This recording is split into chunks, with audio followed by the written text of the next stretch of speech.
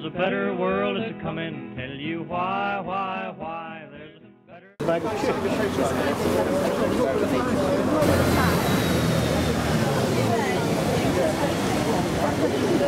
let you go in first. The NHS. Say no to Norman. Say yes to the NHS. Say no to Norman. Say yes to the NHS. Say no to Norman. Say yes to the NHS. Say no to Norman. Very sensible.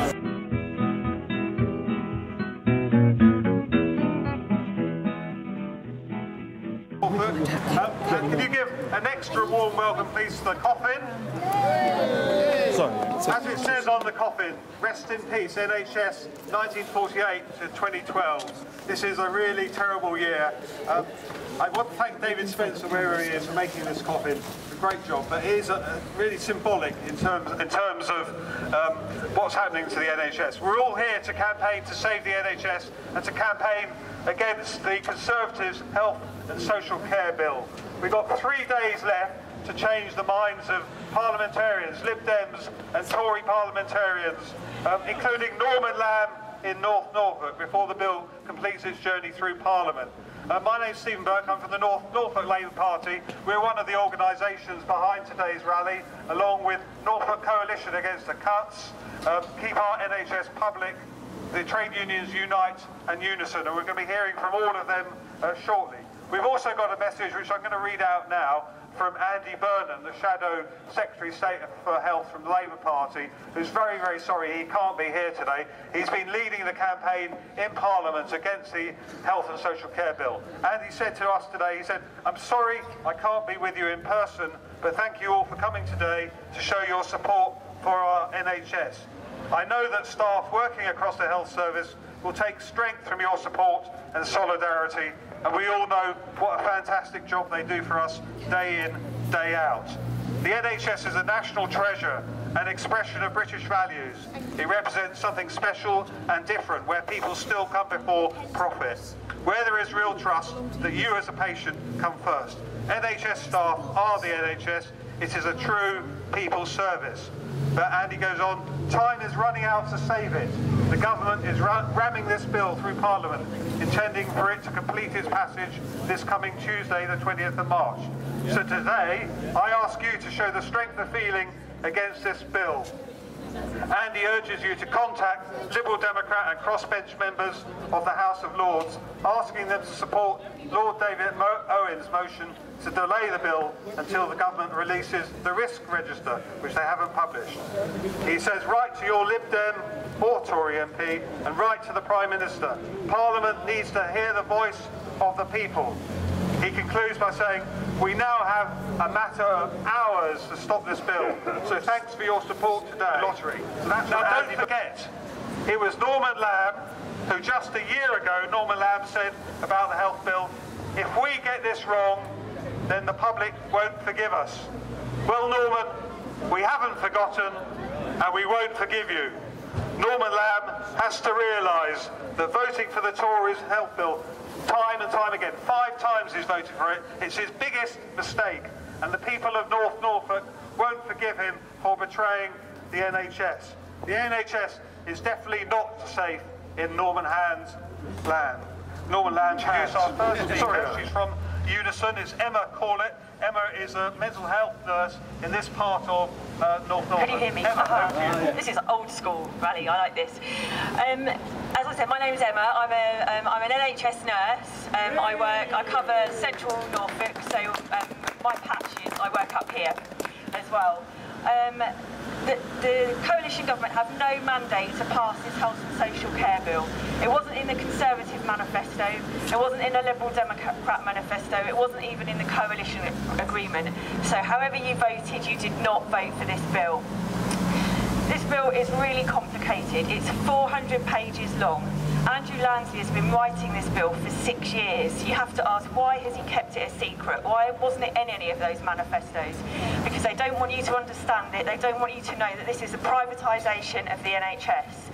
Ironically, this bill is longer than Bevan's original act that set up the NHS in the first place. They talk about local need. This is about giving its doctors local doctors the power to decide what you need. It isn't. What this means is a postcode lottery. It means ending everyone getting the same treatment wherever they live. It will be a complete lottery. What you get on the NHS in one area, you might not get in another. I think this bill opens up changing the whole of the NHS, making it like the dentist system. You all know we've got an NHS dentist system. You know when you get there how little you get before you have to pay top-ups. The whole of the NHS is heading this way. It's also a false economy. They're saying this is about saving money. Why are they spending billions and billions of pounds on top-down reorganisation of the NHS that no doctors' groups want, no nurses' groups want? I went to see my Liberal Democrat MP, Simon Wright, in Westminster last week and asked him about the local risk register. The national one hasn't been published. The one has for NHS, Eastern Region and Midlands. I've got it here. I won't bore you by reading out. It's 15 pages long. There are 40 categories in it. They use a traffic light system for risk. Red alert, amber and green. Out of the 40 categories for the Eastern Region, if this bill goes through, there's 10 red alerts, 28 ambers and only 2 greens. And I think you need to ask Norman Lamb whether he's even seen it and read it, because how can they be voting through something for the people of East Anglia that shows it's going to absolutely destroy and put people and put patients at risk? Anyway, please keep lobbying him. Brilliant, thanks Emma. Our next speaker is from the Union Unite, and it's Stuart Selby. Stuart is a lay chaplain. I'm a lay chaplain at the Norfolk and Norwich Hospital, which, as you know, is the main hospital for this area. It actually has a footprint of 500,000 people because it has to be on standby to deliver emergency services and critical care services every day of the year, 24 hours a day, 7 days a week. It actually also has to be on additional standby to provide up to 750,000 people of the 2 surrounding counties of Essex and Cambridgeshire. The reason I'm telling you this is that didn't just happen by accident. It happened because we have a national health service. As Emma referred to earlier, the East of England plans its health services on the idea of providing for absolutely everybody. You often hear that the health service is inefficient. That is just utter and total rubbish. Even by the government's own figures from the Office of National Statistics, 8% of GDP, just 8%, covers 100% of the population. Nobody in the United Kingdom is not covered by the National Health Service. If you need emergency services, you get them. Period. In America, they spend 16% of GDP, 16%, predominantly a private health care system, and only 1/3 of Americans are covered by it. 1/3. Don't let them tell you that the NHS is not an efficient service. It's total and utter rubbish. Who wants to guess how much PFIS costs the Norfolk and Norwich? That's the hospital that you all depend on. Sooner or later, you or your loved ones will need to use it. Anybody want to guess? 45 How many times it's cost instead of the NHS providing it? 300%. 3 times, and it's only 10 years through its predicted 30-year franchise, because effectively it's a franchise. It's been built by private money and then it's been loaned back to the NHS. But nobody knows what's going to happen after that's up. A decision on that's got to be made in the next 10 years. Now 10 years may seem a long time, but it's not in healthcare. Does this government think they are? That they can suddenly decide. They came into power in May 2010. 2 years ago, and they've decided that it's something that's been taken 60, 65, 70 years to establish. They've decided in 2 years they know what's right, and they're just effectively going to abolish all that's gone before. That's outrageous, absolutely outrageous. If there's such a need to reform the health service, chaplain, I'm not employed. I'm ill, unfortunately. That's just the way it is. Thank God I have the health service. I owe a lot to the health service, but I'm part of the chaplaincy team. So I'm on the team. I have to go through all the same things as my staff colleagues, but I'm not on the wages bill. The reason I do that is my health just wouldn't hold up to it. 1.2 million professionals opposed. Does the government seriously think it knows better than 1.2 million healthcare professionals, most of who have dedicated their entire lives? If they were in the health service purely for money, these 1.2 million professionals, they're in the wrong job, because they will earn far more if they go to the private sector. Or, by the way, within 10 years, they'll probably be in the private sector whether they want to or not. Does anybody want to guess, and there's a free t-shirt for this, how many people in the health service, the whole National Health Service, in all its different parts, community and emergency services, etc., ambulance services, it's an amazing service when you stop to think. Anyone want to guess how many people are actually for this bill? None. No, it's a little bit higher than that. 25. No, it's 50,000. It's 50,000. But who wants this Kill the Bill t-shirt? Who's going to read it? I need someone who's going to read it and people are going to see it. Quite seriously, this is the greatest. I've only got the one, I'm sorry. But I've got stickers. I've got stickers for everyone else. Seriously, this is the greatest threat to the National Health Service that we have ever seen. And don't forget, it is a National Health Service.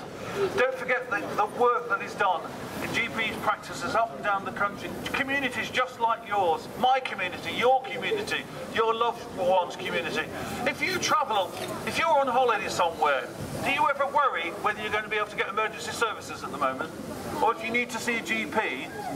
I started with dentists, and the reason I did that was, before we had the National Health Service, and dentists eventually were joined into it, and I'm sorry if my history is a bit shaky, but people used to live with rotting teeth in their mouths. You know, you might think, oh, well, that's not that important, it's only the teeth. But if your teeth are not looked after, you start to get systemic infections through your mouth, and really that's quite bad news. And sometimes people were reduced to, and everybody can relate to this, you go back and ask your mums, your grandmas and the great-grandparents, if you've got them, and family members, people used to pull their own teeth out, often by tying them to a door and opening the door. It's absolutely true, that's not made up, that's a fact.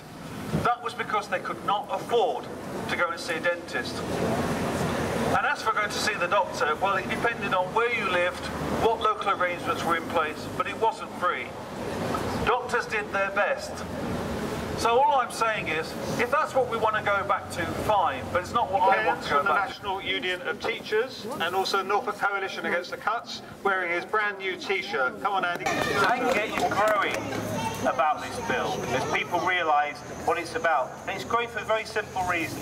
If I'm ill, I need the NHS. If my family's ill, we need the NHS. If you're ill, you need the NHS. Except for a tiny minority who are very rich, we all need the NHS. So when it's under attack, we must all stand together to defend it. Today needs to be just the start of the campaign in North Norfolk. If this bill's passed, we must make it this government's poll tax. We must set up campaign groups in every town and city we can, organise demonstrations, and those MPs who voted for it we must target. For Norman Lamb, we must make sure this is his last betrayal, the betrayal that forces him out of office. But it's not just the NHS under attack. The Tories and their Lib Dem lakeys are using every excuse, the excuse of recession to destroy or sell off as much of the welfare state as possible. This general attack requires a general response of trade unions, campaigning and political groups coming together to stop the government. We had a glimpse of what's possible if we do this with a pension strike in November. The NUT believes we need more united action like that. That's why we support the Norfolk Coalition Against the Cuts and North Norfolk Against the Cuts.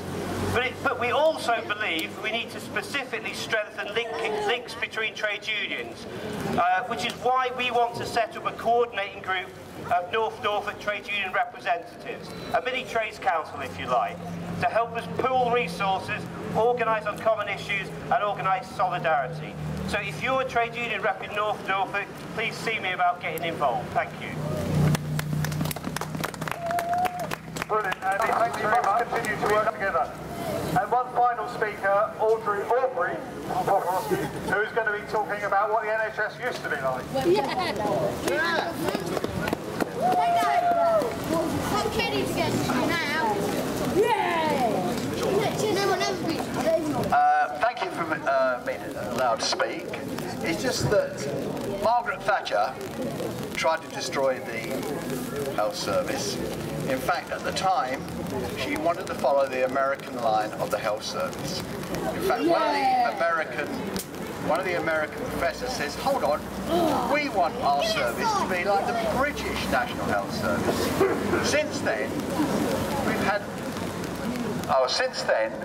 had a certain person called Cameron who rides a horse by Mr. Murdoch, who runs the press. And today, or yesterday, it came out that they did a deal, a monopoly by Murdoch, who I wouldn't trust anywhere near the press or being a person in charge of a business. What's happened?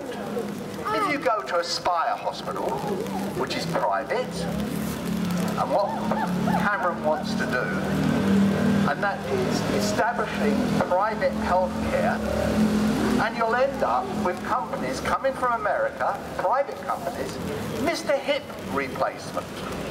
You'll go to Mr. Hip replacement. This is just an example. And the same with the Spire hospital. If you have a major complication, where do you go from there? You dial 999 and you end up in the Norfolk and Norwich intensive care unit. They haven't discussed this. They're going ahead with their head in the sand, and who's going to suffer? Not the cabinet, who are millionaires, but the general public. And you'll see there will be a growing, you'll have companies coming from America who specialises in hips, knee replacements. I won't go and talk about what happened with the privatisation, or let's put it this way, breast replacements. As you see, I mean, very few of these private people who have been doing this type of work have actually said, we will compensate you and do it again. And people are going to suffer. So remember this, that private companies are in there for profit, not for the benefit of the patient. That's all I've got to say. And remember this, and I say this to Norman, you've sold us down the river, and we in Norfolk will not forget. Thank you. Thank you, Aubrey. An added bonus from Aubrey, long-standing Labour member. Now, can I close today's rally by thanking you all very much for your message to our MP. Say no to Norman, say yes to the NHS. Say no to Norman, say yes to the NHS. Say no to Norman, say yes to the NHS. Say no to Norman, say yes to the NHS. Say no to Norman, say yes to the NHS. Thank you all very much for your support today. Let's keep fighting together and make sure that the NHS is safe in our hands, not Norman's hands. Thank you. Yes. Say no to Norman, say yes to the NHS. Say no